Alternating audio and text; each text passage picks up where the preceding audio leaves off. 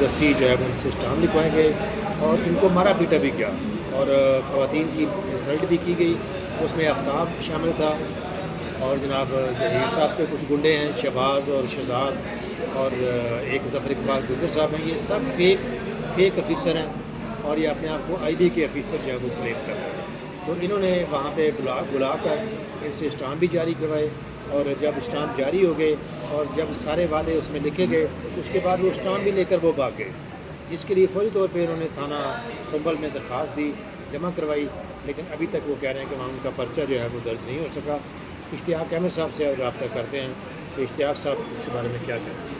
السلام علیکم جی. میں G14 میں رہتا ہوں. میں نے انویسٹمنٹ کی ہے گلبرگ میں.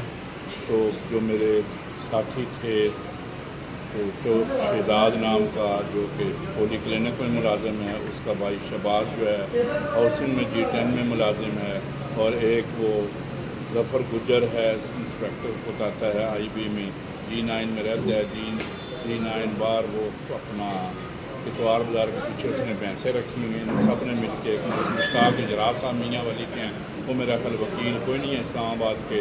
تو اس نے میرا وکیل بن کے جی یہ تھوڑا کم میں ختم کرنا، تھوڑا ایک پتر مروی ویسی مکا کمین یہ مجھے لاہور لے گیا. ایک عورت کو امریکن کو ملایا، یہ اس کی جگہ ہے. پھر اس نے ایکسپریس نیوز میں میرا دیا، کسی کو اعتراض نہیں ہے، 31 کنال تمہیں زمین دیتے ہیں. تو اس نے پھر مجھے فرد دیا جو کہ میرے پاس موجود ہے. انہوں نے پھر اسٹام لکھے، سارے اسٹام ظفر اور شہزاد لے کے چلے گئے. میں مانگتا رہا. میں نے جا کر رضوان عباسی کے دفتر میں F6 سے 8 نمبر گھر میں گیا. پھر میں علیم عباسی کے پاس گیا. یہ ریکارڈ دینے سے موجود نہیں دیتے، مجھے ڈراتا دھمکاتے ہیں. وہ کیا نام ہے ملک میں تھا توڑا ایک پتر مروی ویسی ان دھمکیاں دے نے. میں پھر اپنا بیٹا ہار کے باہر بھیج چڑھیا. یہ جو ورک شاپ چلاتے ہیں یہ پولی کلینک کا ایک ملازم ہے، ایک ہاؤسنگ کا ملازم ہے، اور سارا دن یہ کہتے ہیں کہ ہمارا گورنر آ رہا ہے. یہ گورنر کو گاڑی کو ٹھیک کرنے اس کے بھانجے آئے ہوتے ہیں. ہمارا گورنر صاحب سے اچھا تعلق ہے.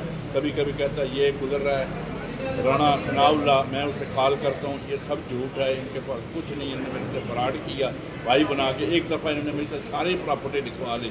میں جب گھر گیا تو ہمارے گھر میں شور ہوا تو میں نے جو اسٹامپ ساری پراپرٹی کے لکھے ہوئے گھر واپس کینسل کرا کے لایا ہوں جو میرے پاس موجود ہیں.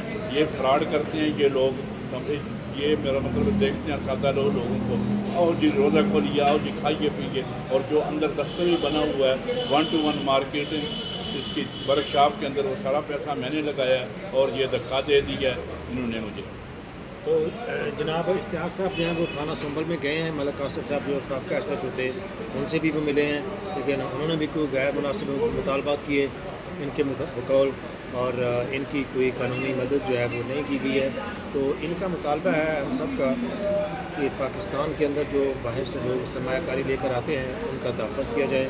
سب سے پہلے تو سرمایہ کو تحفظ دیا جائے اور پھر باقی جو ان کی فیملی ہے اور جو عزت ہے ان کی اس کو بھی تحفظ دیا جائے.